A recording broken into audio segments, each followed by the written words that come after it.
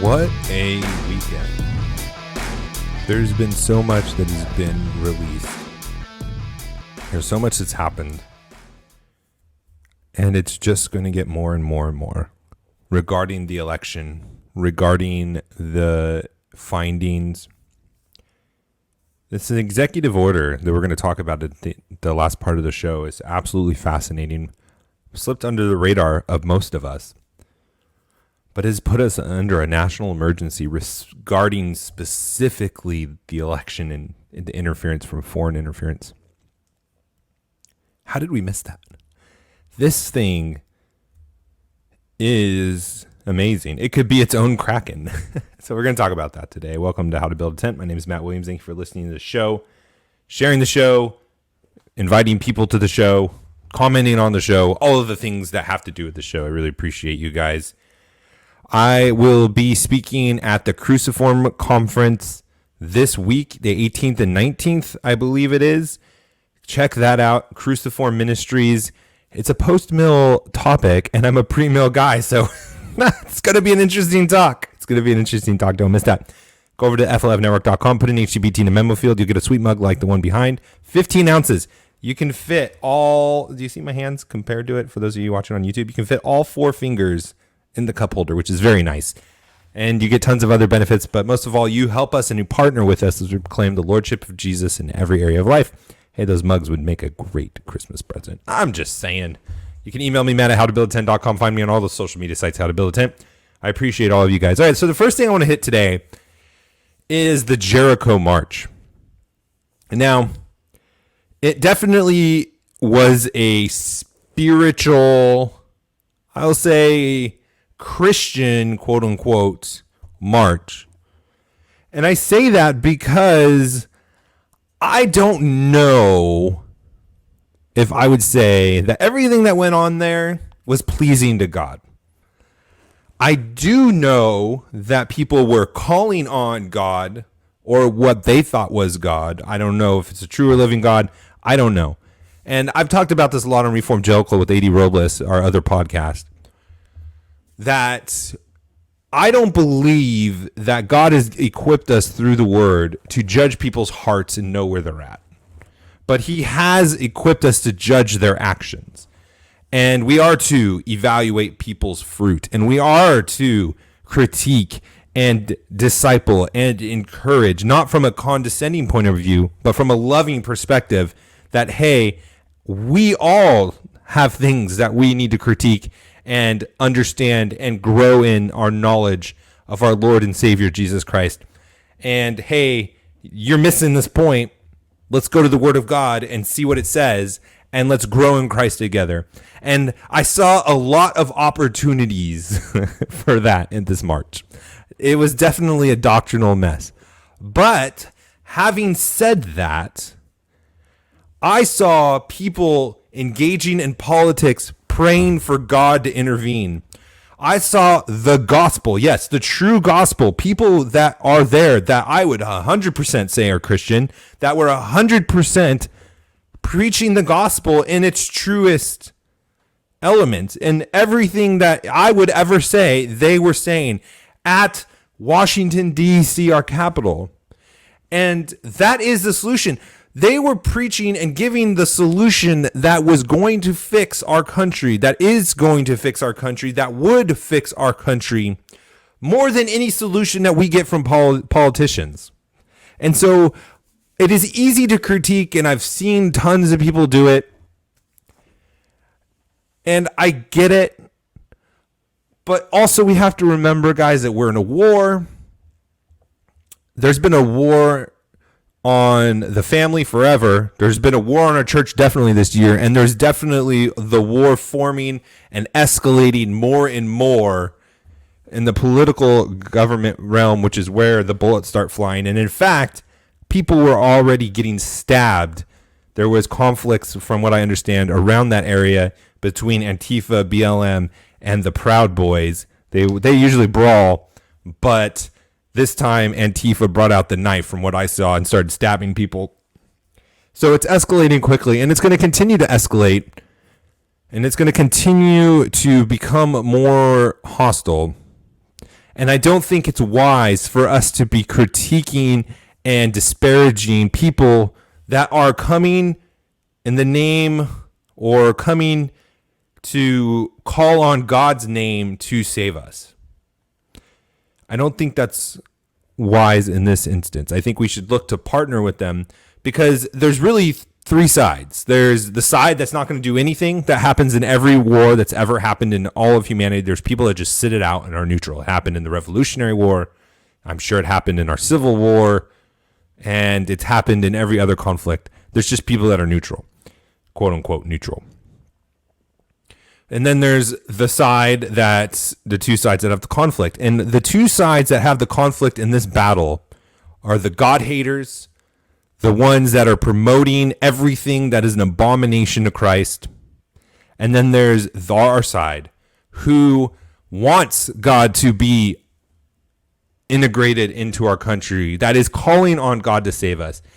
Does everyone have a perfect understanding of God there? No. Are all of them Christians? Definitely not.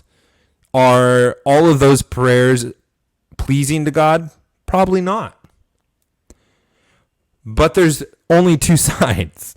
And I would far rather and feel much more comfortable being on the side who is professing the need for God and that the gospel message is being performed, that worship music is being sung, where we can critique and we can encourage and we can adjust to become more holy and to become more biblical. I'd rather be on that side dealing with those issues than the other side where they want to burn me at the stake, put me on a list. They want to make sure I never do business or have a living or have any say in the public realm because I name the name of Christ. And that's what we're going to have to be picking, guys. So I don't know if you were on the critiquing of the Jericho March and saying, oh, that's cringeworthy. I mean, yeah, a lot of it was super cringe. I'm not going to lie.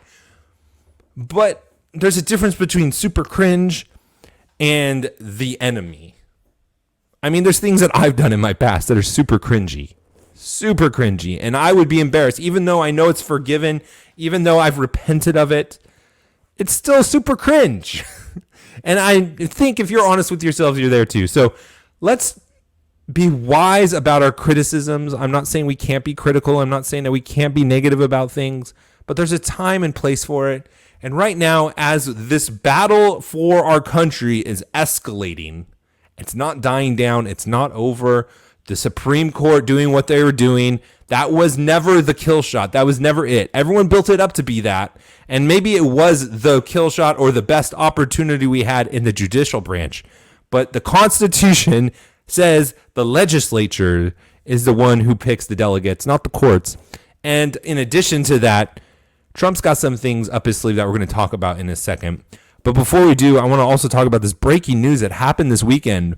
From one province of China, there was a leak of 2 million. I've seen the estimates between 1.8 and 2.2 million Chinese Communist Party members that are in other countries, in the businesses, in levels of government, all the way up to the top, where the executive branch of the federal government in Australia, in UK, and the United States. Hey, 3 of China's biggest enemies. Figure that out. And we also saw that 123 of them work in Pfizer and AstraZeneca. I always get the name mixed up. It's 2 of the pharmaceutical companies that are making the vaccines. Now, I was skeptical of these vaccines before this news came out. But and I don't know the roles of these people, but I imagine that they're in a place where they're trying to influence things. You don't just have people loyal to the Communist Chinese Party decide to leave China to go other places just for fun and vacationing. No, that's not really how communism works. So allow me to be skeptical. And let me just say this, and I tweeted this, and this is a really good point, and this is something that we need to be aware of. We need to be cautioning our leaders, writing to them about this too. We better get comfortable with writing our representatives and the people that lead us politically, because there's going to be a lot of things that we're going to be writing about and paying and holding their feet to the fire with, holding them accountable with. We can never go back to the way we were before where we didn't engage. So get comfortable right now with writing them. But who's getting our vaccines first? The military. The military always gets mandated vaccines. They just don't have a choice. If it's a vaccine, you're getting it in the military. And then our first responders. And let me say this.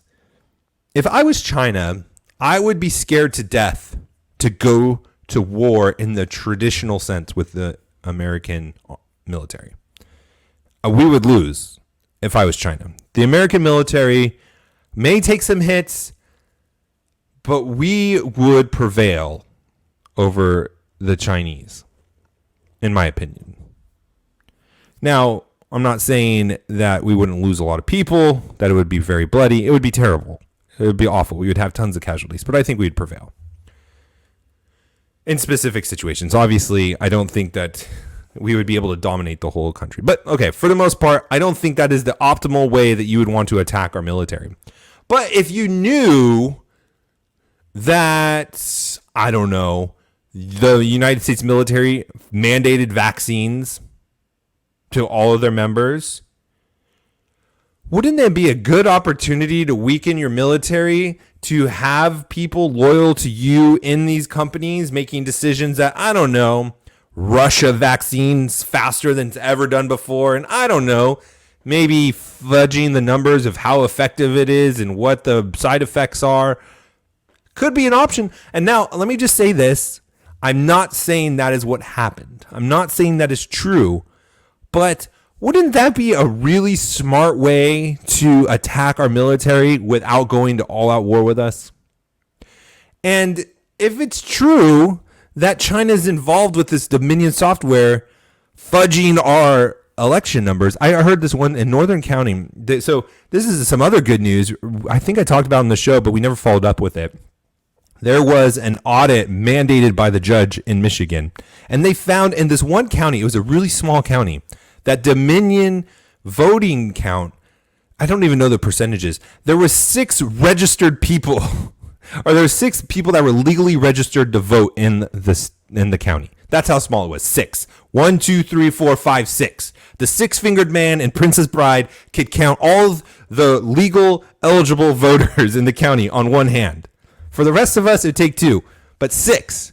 And the Dominion software counted 600 plus votes for that county. 600. And only 3 voted. 6 total eligible, 3 voted, and there shows 600 plus votes in this county. So Chinese links have been fudging the numbers of late.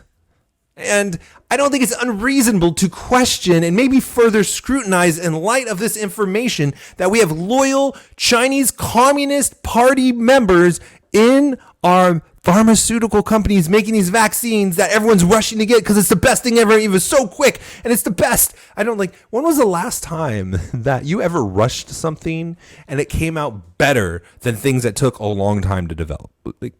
That's probably a really small amount of times that's happened. Maybe we shouldn't just make our military just take it. Maybe our first responders shouldn't just have to take it or be taking it. Maybe we should go back and just scrutinize it a little bit. I'm just saying. All right, we're going to be talking about this amazing executive order, which I've already seen people like Sidney Powell talk about that. The president might use it really soon. And there's a date in there that triggers a report that's coming up this week. So we're going to talk about that. But before, we need to talk to you about Samaritan Ministries. How are you paying for your health care? As you're considering options, take a look at Samaritan Ministries, a community of Christians who help pay one another's medical bills without the use of insurance. A broken bone, cancer, pregnancy, medical emergency. As a Samaritan member, you have control over your healthcare choices. Medical bills are sent to Samaritan Ministries, and they notify members to pray and send you money to help pay your shareable bills. Their online resources help you choose a provider, price medical procedures, and give you 24/7 access to medical professionals so that you can get medical advice before you visit the doctor, saving you time and money. Healthcare sharing is biblical. Philippians 2:4 says, "Let each of you look not only to his own interest, but also to the interest of others." And that's what Samaritan Ministries does. It lets you help It lets you help care for others' families spiritually and financially while they help take care of yours. Visit SamaritanMinistries.org/howtobuildatent to learn more. It's affordable and you can join today. That's SamaritanMinistries.org/howtobuildatent. SamaritanMinistries.org/howtobuildatent. That's this show. All right, this executive order. Now, I am looking at it specifically from whitehouse.gov. whitehouse.gov. And man, it could get gory. It could be a little gore.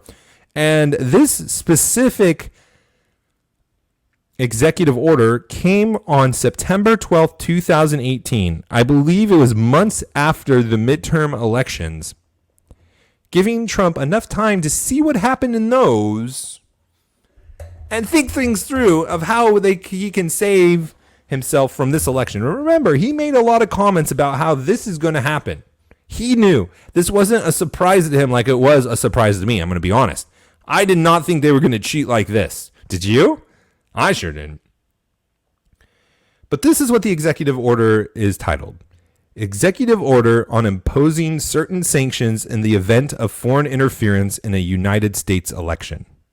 Issued September 12th, 2018 under Foreign Policy. Now, I want to stop right there. And I want to just ask you some things. Because I bet you're discouraged. I bet you're a little tired of this. And I just want to encourage you with this. There are going to be ups and downs. There isn't just one battle to be fought. And we have to win that one battle to win the war. But there are several battles. There are multiple battles in any real life war. This isn't a movie that we're trained where we have one conflict that needs to be resolved.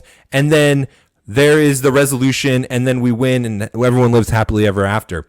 But in reality, in the world, in real wars, there are multiple paths to victory and there are multiple battles that need to be won, but not all of them need to be won. And I said this before and you need to remember this again.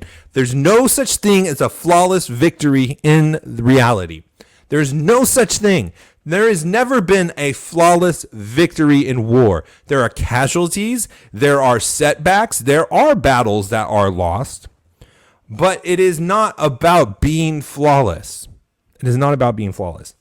And now I have to admit, I have never been the 4D chess Trump guy. I haven't. But I'm starting to come around to it. And I want you just to remember the title of this executive order. Imposing certain sanctions in the event of foreign interference in the United States election. Now, if you are willing to write an executive order about foreign interference in the United States election in 2018, do you really think Donald Trump just sat back knowing since 2006 on CNN where they knew that Dominion software was created for Venezuela? Blue Dobbs in 2006 did it. Do you really think he did nothing? Do you really think that he was just going to leave it to the courts and state legislatures to decide? I don't think so.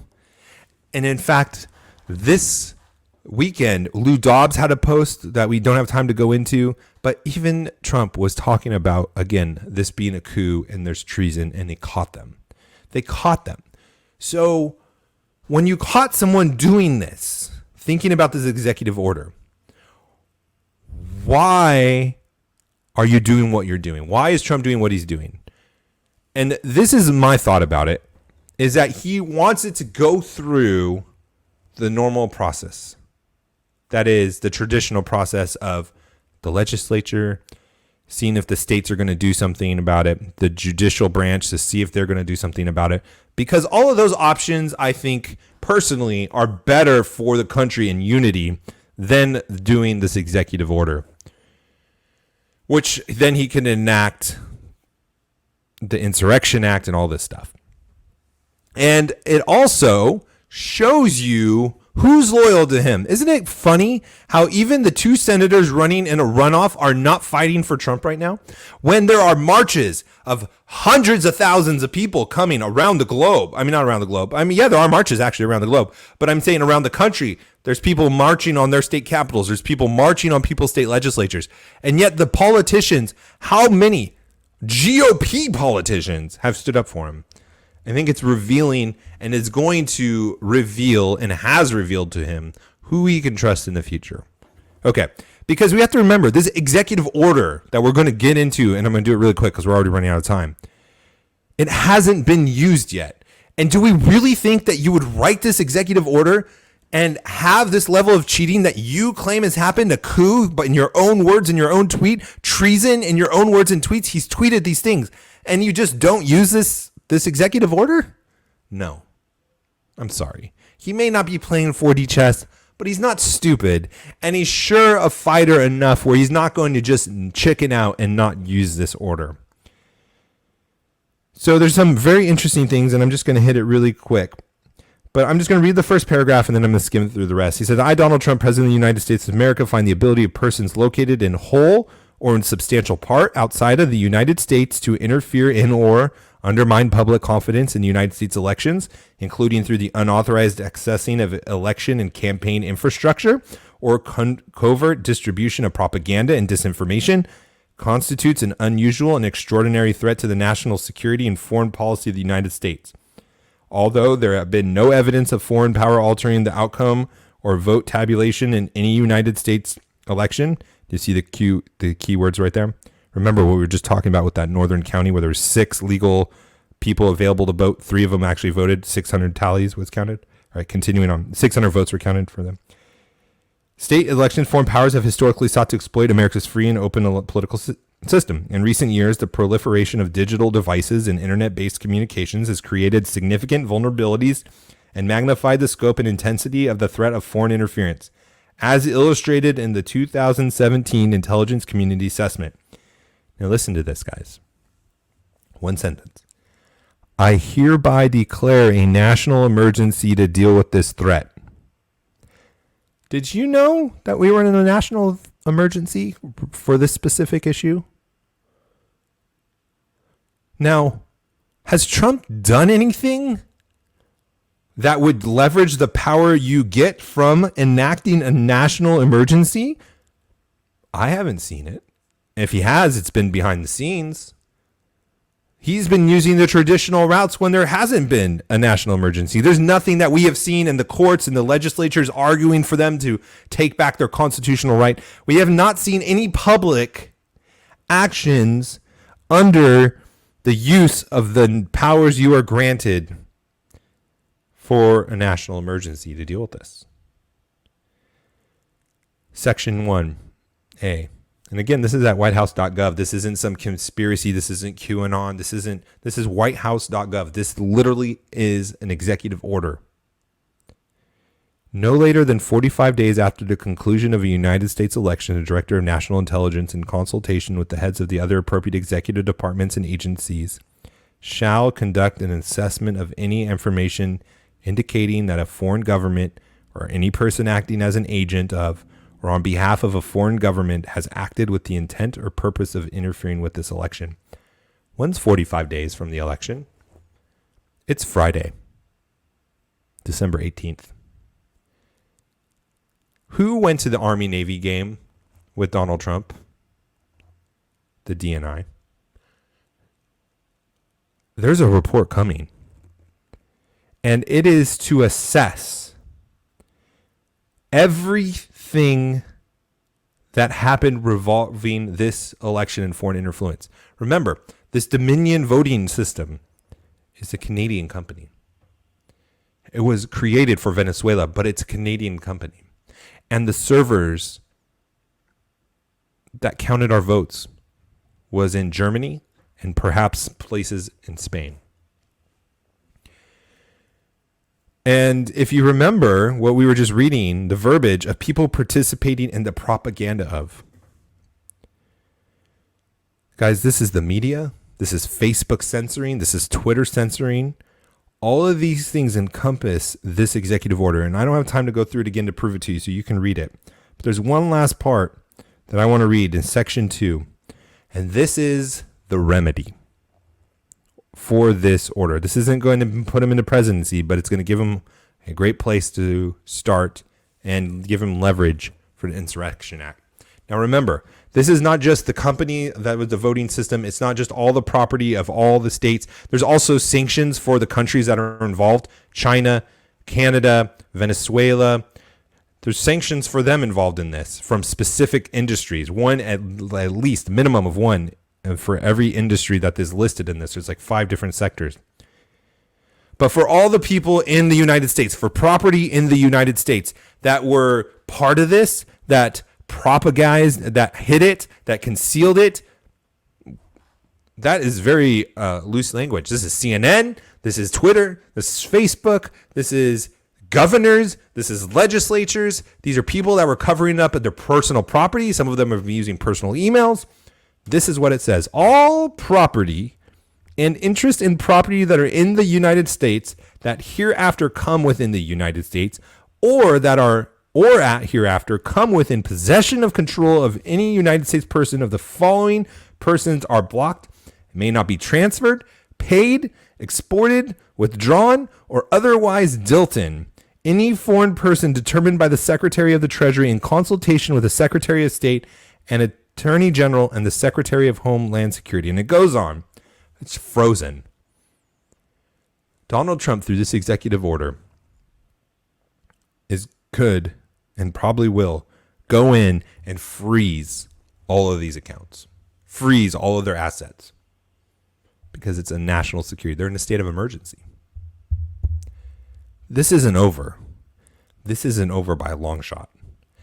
And you have to continue fighting. This is not the time to give up. If our founding fathers would give up so easily, we would still be British. We'd be still drinking tea and not coffee, have those weird accents, and have to be carrying what and who gets married in the crown or whatever it is. We would not have the America that we live in now. We need resolve. We need perseverance. You don't need perseverance when everything goes right. You need perseverance when you lose battles. You need perseverance when things aren't going the way that you want them to go. And that's where we're at. But it's by no means over. Stay the course. Keep your eyes on Christ. Keep your eyes on God. Obey him and honor the King, Jesus Christ, with the talents and responsibility he's given us, and not bury them and say, this is wicked, he's wicked. Don't have that same mentality, but use them to multiply. We need to be fighting to multiply what God has given us, not giving it away to the communists, not giving it away to the corrupt. That is not why God put us here on this earth. We have to remember that. Talk to you tomorrow. God bless.